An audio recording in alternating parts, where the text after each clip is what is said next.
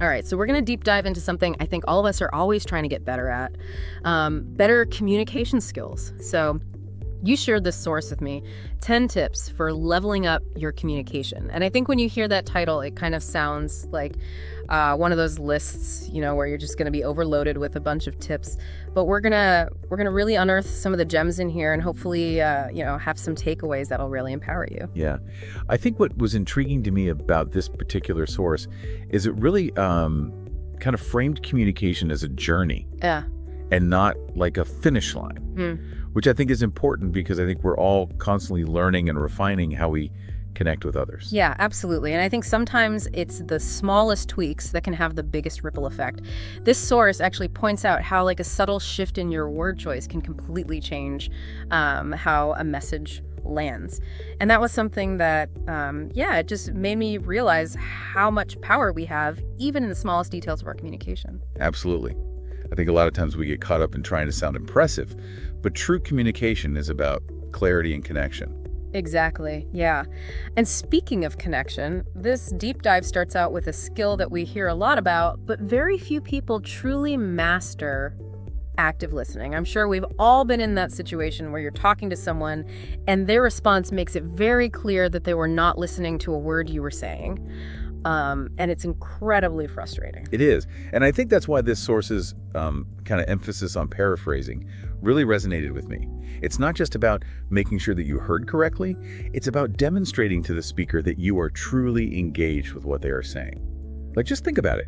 When someone takes the time to reflect back what you've said, you instantly feel valued. Yeah, it's almost like they're saying, I'm not just hearing your words, but I'm trying to step into your world and understand where you're coming from. Exactly.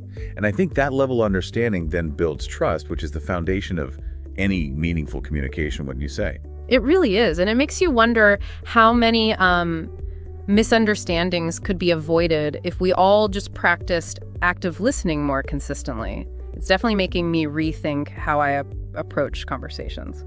It's a simple shift, but it can yield profound results. And that kind of leads us to the next tip, which really emphasizes keeping things clear and concise. Like some of the most impactful speeches in history, like Martin Luther King Jr.'s "I Have a Dream," they resonate because they deliver a powerful message with simple, straightforward language. Yeah, and the source actually had this funny example where they were saying that, someone was using all this jargon when all they needed to say was I'll get that to you ASP. And it made me laugh because we've all been on the receiving end of that kind of overly convoluted communication. Right. It's like a good reminder that sometimes the most direct approach is the most effective. Like if you think about a time when you were completely lost in a conversation because the other person was using like overly complicated language or jargon, how could they have simplified their message to make it easier to understand? Yeah, it's a really good exercise in recognizing how clarity can really make or break a message. Okay, so kind of shifting gears a little bit. Let's talk about empathy. The source points out that it's not just about sympathy, it's about really diving deeper. Yeah, absolutely. Yeah. And they paint this picture of like someone sharing a problem and the other person immediately jumping into solution mode. And it's like, hold on, like I'm not done processing my emotions here. Exactly. And the source argues that true empathy is about understanding the why behind those emotions, not just the surface level issue. It makes you realize how often we try to fix things before we fully understand them. I know. Like, when was a time that someone's empathetic response made a real difference to you? Like, think about how it felt to have someone truly see and acknowledge your emotions. Yeah, it's so powerful, isn't it? And I think it really underscores how empathy can transform communication from just like a transactional exchange into a really meaningful connection. It does. Which, that brings us to something that might seem a little ironic given that this is a podcast, the power of nonverbal communication. We all hear about body language, Yeah. but it's amazing how much we underestimate its impact. I know, right? And the source uses that classic example of if you're sitting there with your arms crossed, even if your words are positive, if you have that closed off posture, it can send a completely different message. It's like your body is betraying your words. Yeah. We've evolved to read those cues, and often they speak louder than any words that we could say. So I think it's really fascinating to consider, like, how much of our communication actually happens beneath the surface. Yeah, this source actually recommended, try recording yourself speaking and then watching it back and just analyzing your body language. I feel like that could be pretty revealing. Oh, it can be quite enlightening, yeah. to help you become more aware of kind of like those nonverbal messages that you're sending, which can be incredibly helpful in, aligning your body language with your intended message. For sure, for sure. So speaking of aligning things, let's move on to asking questions. And the source highlights how the right questions can really unlock deeper conversations and foster genuine connection. Yeah. Like they really emphasize the power of open-ended questions. Yeah. Those questions that can't just be answered with a simple yes or no. So instead of asking, like, did you enjoy the event? You could ask, what was the most interesting thing you learned at the event? And it completely shifts the dynamic. Yeah. It encourages the other person to really share more of themselves, which then, of course, leads to a more fulfilling exchange. It's making me think about the questions that I ask in my own conversations. Yeah, it's a very subtle shift, but it can make a world of difference. So, like, consider this, like in a professional setting. Instead of asking, are you okay with this plan? You could ask, what are your thoughts on this plan? And again, it creates a space for more open dialogue and collaboration. Yeah, it's a good reminder that the questions we ask can really shape the entire course of a conversation. And, this next one really resonates with me because I've often fallen into this trap myself, which is the importance of tone. Oh, yeah.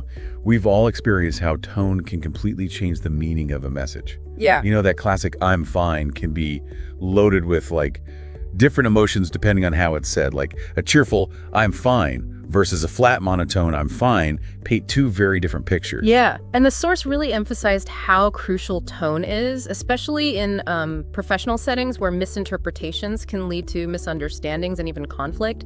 It makes you realize how much we rely on tone to really decode the true meaning behind the words. Yeah, absolutely. They suggest like practicing variations in tone while reading aloud, which, might sound simple, but it actually can help you become more attuned to those subtle ways your voice can convey different emotions. So, like, think about a time you misinterpreted someone's tone and it led to a misunderstanding.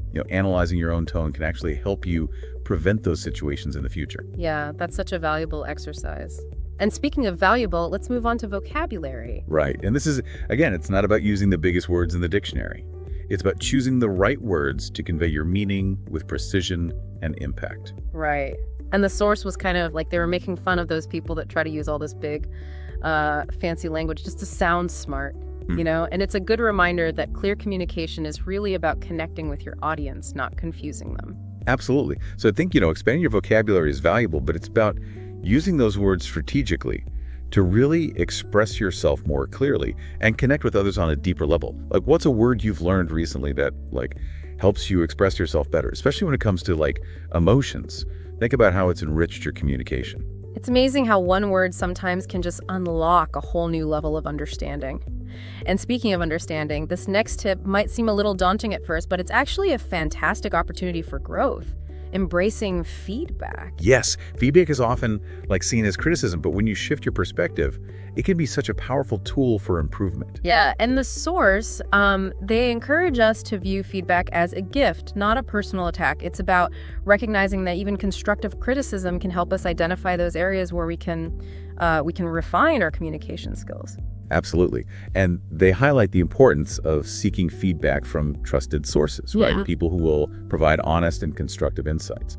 So it's about actively seeking out feedback and being open to what you hear, even if it's not always what you want to hear. Yeah, it takes courage to be vulnerable and invite feedback, but it can be such a catalyst for growth.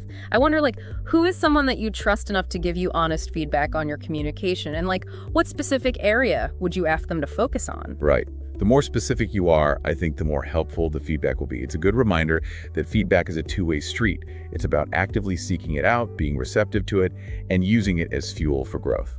And speaking of growth, let's talk about practice. Yes, practice is essential for mastering any skill, and communication is definitely no exception. Right. The source kind of reminds us that, practice opportunities are everywhere. They are. Every interaction we have, from ordering coffee to giving a presentation at work, it's a chance to refine our communication skills. So it's about viewing everyday life as like a training ground, I guess. Yeah. So if you think about your daily routine, where can you find some low-pressure opportunities to practice your communication skills?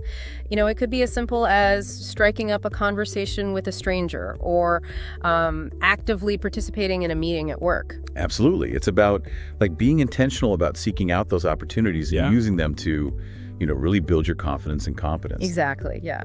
And that leads us to the final tip, which is all about authenticity. Authenticity, like the heart of genuine connection. And the source really reminds us that, people can sense when we're not being true to ourselves. And I think that creates a barrier to real communication. It's like we're wearing a mask that prevents others from truly seeing us. Yeah.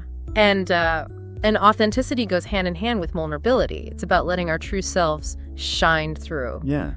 Embracing our quirks and our imperfections and connecting with others on a deeper, more meaningful level. Yeah. It's about recognizing that our unique voice and perspective are valuable and deserve to be heard. Like, what aspect of your personality do you bring into your communication that makes you stand out? What makes your voice unique? Yeah, I think embracing that authenticity is what really allows us to connect with others in a truly meaningful way. You know what? This deep dive has already given me so much to think about. Yeah. And we've barely scratched the surface of these 10 tips. I'm already feeling inspired to level up my communication game. We'll be back soon to delve into the remaining tips and uncover even more insights. Welcome back to our deep dive on communication skills. Before the break, we were talking about authenticity, and it struck me that maybe one reason people kind of shy away from it is that fear of being judged or rejected. Yeah, that's a great point. Vulnerability can definitely feel risky, but it's often the key to forging deeper connections. Like, think about it. When someone's willing to share their true selves with you, it creates a sense of trust and intimacy that wouldn't be possible otherwise. Yeah, it makes you realize that, all those imperfections that we try so hard to hide are often the things that make us unique and relatable. Exactly. And that kind of brings us to a tip that I think beautifully complements authenticity, which is embracing feedback. It's about inviting others to help us see ourselves more clearly, even those parts that we might prefer to keep hidden. Yeah. The source emphasizes that, feedback is a gift, not a punishment. Right. It's about recognizing that even constructive criticism can help us identify our blind spots, those areas where we can grow. It takes courage, though, to ask for feedback, especially when you're not sure what you're going to hear. It does. But think about the potential rewards. Like, imagine if you could receive feedback with an open mind and a willingness to learn. It could transform your communication in ways you never thought possible. I love that. So this source suggests finding trusted sources who will provide honest and constructive insights. Surround yourself with people who will support your growth, even when it's challenging. Yeah, absolutely. I'm curious, what comes to mind for you when you think about seeking feedback? Is there a particular area of your communication that you'd like to improve? Honestly, I think I sometimes struggle with expressing my emotions clearly. I tend to either downplay them or I come across as overly dramatic. It's finding that balance, Yeah, that's incredibly relatable. I think a lot of people find it challenging to really articulate their emotions in a way that feels authentic and appropriate. Yeah. It's a skill that requires practice and self-awareness for sure. Absolutely. And that leads us perfectly to the next tip, which is, this reminder that practice makes progress. And this source emphasizes that practice opportunities are all around us, not just in those formal settings like, presentations or speeches. Right. It's about viewing every interaction as a chance to refine our communication skills. Think about all the conversations you have throughout your day, with colleagues, friends, family, even strangers. Each one of those is an opportunity to practice active listening, empathy, clarity, all the skills that we've been discussing. Yeah, absolutely. So this source was highlighting a variety of ways to practice, from rehearsing conversations in front of a mirror to joining groups like Toastmasters to actually, gain experience speaking in front of an audience. But even those small everyday interactions can be valuable practice opportunities. Yeah, for sure. Imagine you're at a coffee shop ordering your usual latte. Instead of just going through the motions, you could use it as a chance to practice your tone of voice, your nonverbal cues, even, your ability to engage in small talk. It's about finding those little moments throughout your day and using them to intentionally strengthen those communication muscles. I love that. It's about bringing a sense of mindfulness to our communication, even in those most mundane situations. Exactly. So, we've talked a lot about choosing the right words. But this next tip kind of dives even deeper into the nuances of vocabulary. Yeah, and it's not about using the biggest or most complex words that you can find, but rather choosing the right words to really convey your meaning with precision and impact. Yeah. And the source was kind of like mocking those people that use all this pompous language to try to sound intelligent. It's a good reminder that clear communication is really about connecting with your audience, not confusing them. Right, connecting, not confusing, exactly. So I think expanding your vocabulary can be incredibly enriching, but it's about using those words strategically to really express yourself more clearly and connect with others on a deeper level. You know, you had mentioned earlier that you sometimes struggle with expressing your emotions. Have you found that learning new words has helped you to articulate your feelings more effectively? Absolutely. Yeah. Like, for example, I used to have trouble differentiating between like feeling stressed and feeling overwhelmed.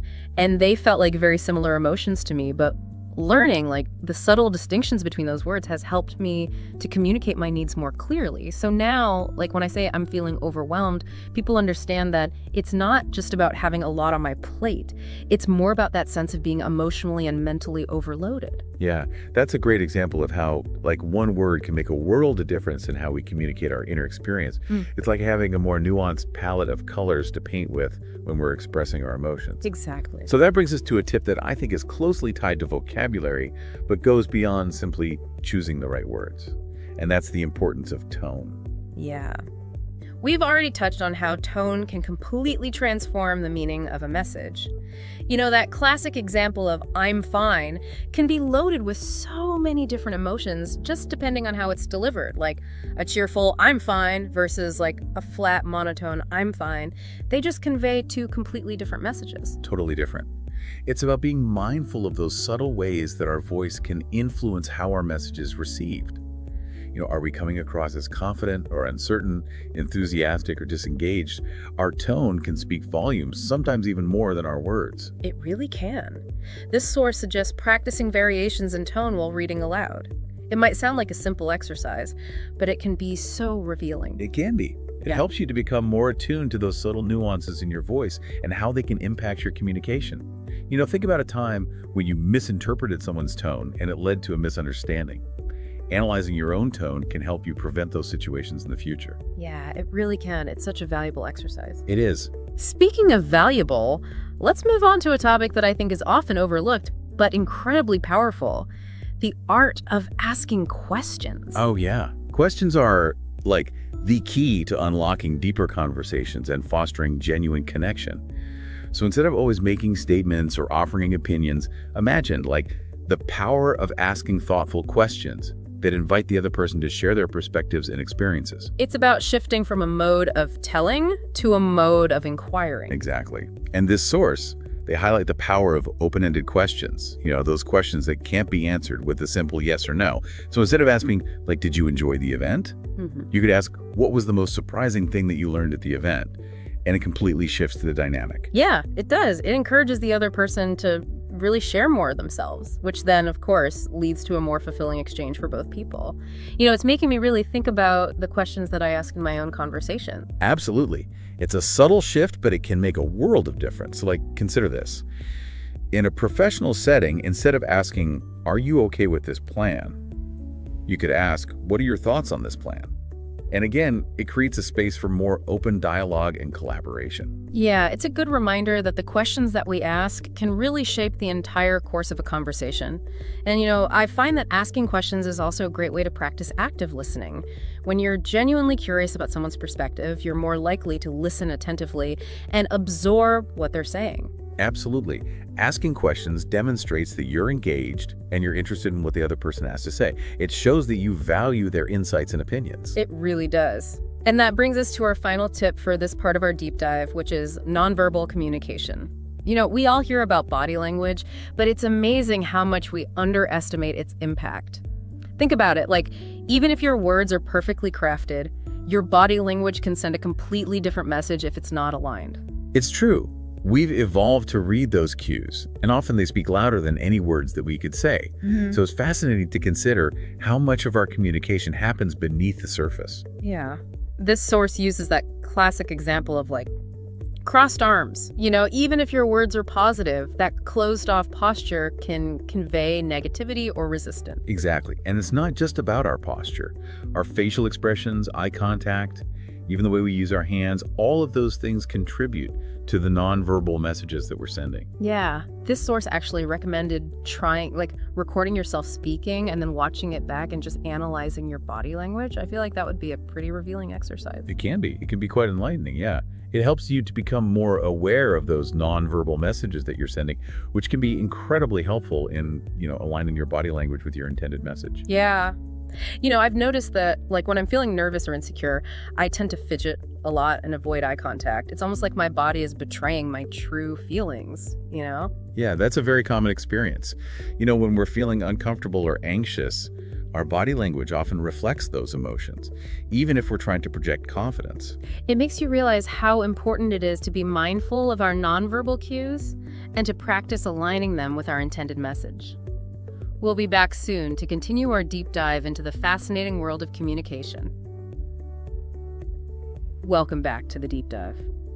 Before the break, we were just talking about how our nonverbal cues can really make or break our communication. Right, like how our bodies will often reveal what our words are trying to conceal.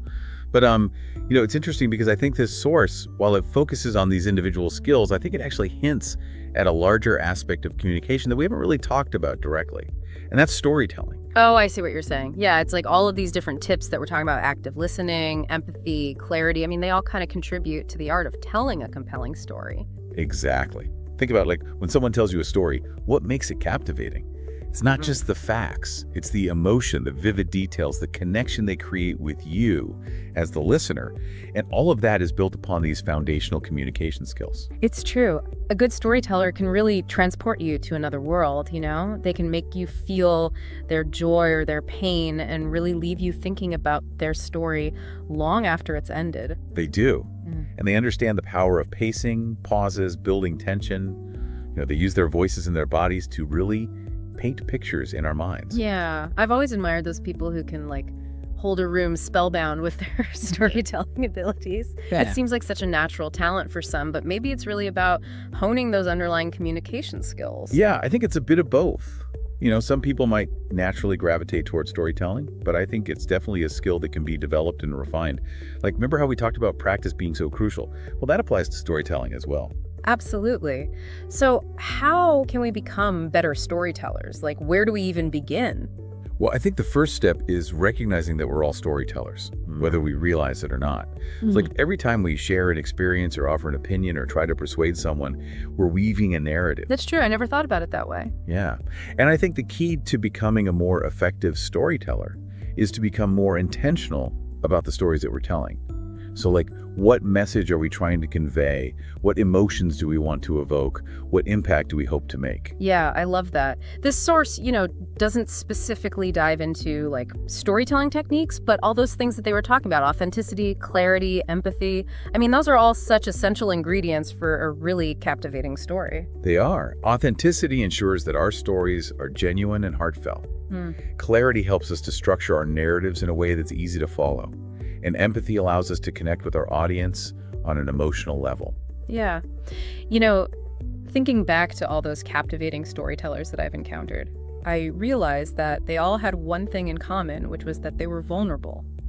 They were willing to share their personal experiences, their triumphs, and their failures in a way that made them feel really real and relatable. Right. Vulnerability is so essential for creating that sense of intimacy and connection with your audience. It allows them to see you as a human being, not just a talking head. Yeah, it's about taking down those walls and letting people in to see the real you. Exactly.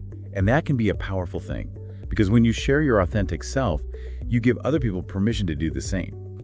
Right? And it creates a space for genuine connection and understanding. It does. So as we wrap up this deep dive into communication skills, I want to encourage you to embrace the power of storytelling.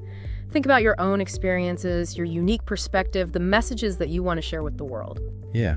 And remember, storytelling is a journey, not a destination. It's about continually refining your craft, experimenting with different techniques, and finding your own authentic voice. It is. We've covered a lot of ground in this deep dive.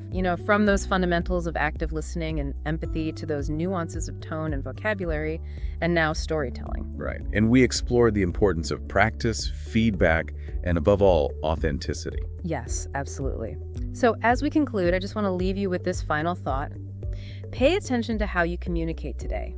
Notice how you listen, how you speak, how you use your body language, and how you share your stories. Yeah, because by bringing that conscious awareness to your communication, you can continue to grow, improve, and connect with others in more meaningful ways. You got it. Thank you so much for joining us on this deep dive into the fascinating world of communication. Yeah, we hope that you've gained some valuable insights that will help you to communicate more effectively in all areas of your life. Absolutely. Until next time, keep exploring, keep learning, and keep connecting.